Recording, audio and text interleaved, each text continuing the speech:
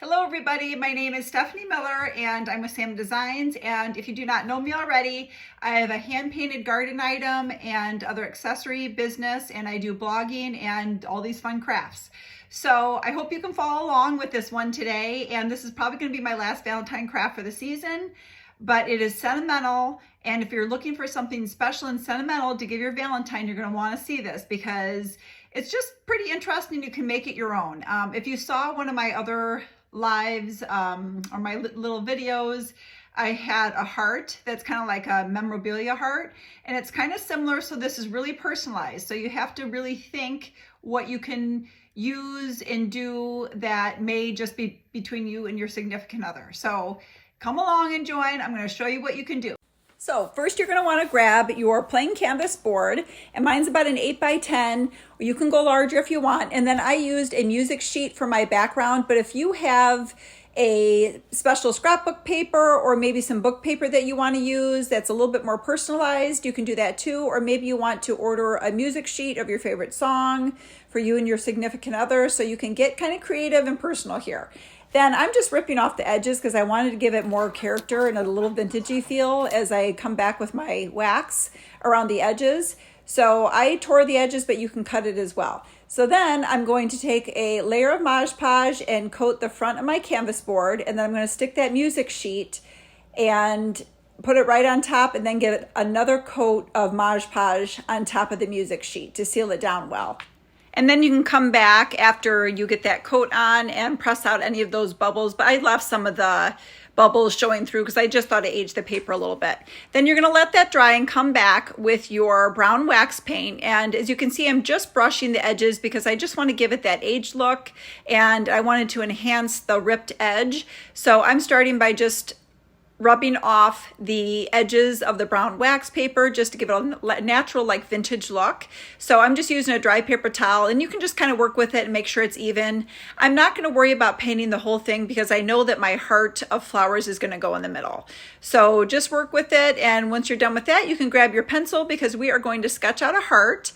And I just kind of wanted to get some sort of guide before I started laying my rose petals down.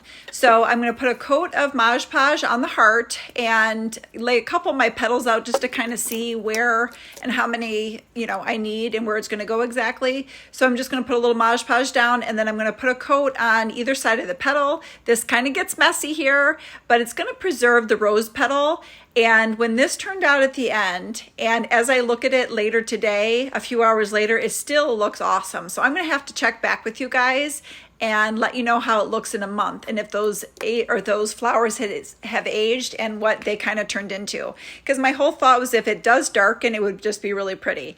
So I'm just working here with each of the rose petals, and again, this is where you can get personal. If you have a set of flowers that you have on hand that you have been given, or you want to just do this for fun like I'm doing, then you can preserve these flowers, because I'm always looking for ways to use my leftover flowers instead of just drying them. But especially if it has meaning behind it, you should give this a try. So I am hoping that this Mod Podge will preserve it a little bit, and it just kind of makes a long-lasting craft that you can get out every year for Valentine's Day and for any of the other times of the year. And I love that these rose petals are just fitting the top of the heart and the curvature of the top of the heart so pretty. So once you are done working with this and you have your heart in place, make sure everything is glued down pretty well. And mine is very 3D. You can see that it's not laying flat, and I kind of liked it like that. It was a little ruffled. But if there are pieces that are coming apart or coming up too much, that you can come back with a glue gun and kind of glue those pieces down. So once you're done with that, I felt like it needed a little bit more wording and a little bit more personalization. So I grabbed my cute little stamp set, and I will list the link in the notes because I've used this so much. I wish I would have had these stamps on hand before.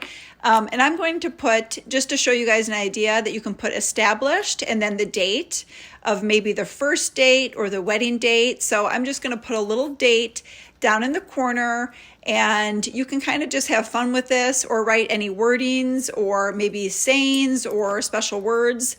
And then I always have to add a little bit of glitz or jewelry or glitter. So I have a box of jewelry that I had ordered about a year ago that I craft with.